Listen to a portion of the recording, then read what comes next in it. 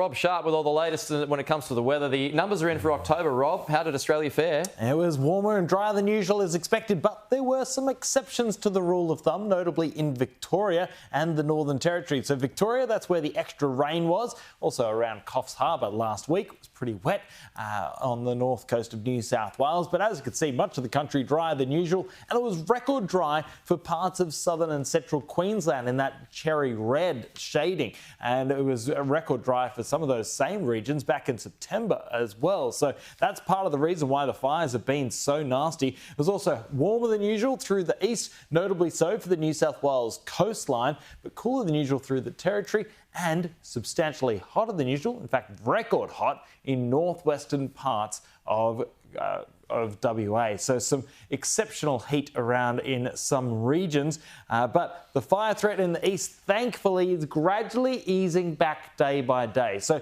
today's fire risk is not as bad as it was yesterday. Still a whole string of fires out through the east of the country with a few watch and acts in Queensland. So people are being warned to prepare to leave in some cases. But we've got moderate fire danger as a rule of thumb and only a few pockets of high fire danger and none of the extreme fire threat that we were seeing earlier in the week. So at least things have improved. Now for today's weather, we've got just the odd shower for eastern Queensland, a couple of storms in central Australia. Generally it's dry and mostly sunny for much of the continent with cloudy skies focused in southern parts of Victoria, such as in Melbourne. But the wet weather is going to pick up in the east of the country, which is some good news for those fires and drought-affected areas in the east. Plenty of showers and storms on a daily basis from tomorrow onward.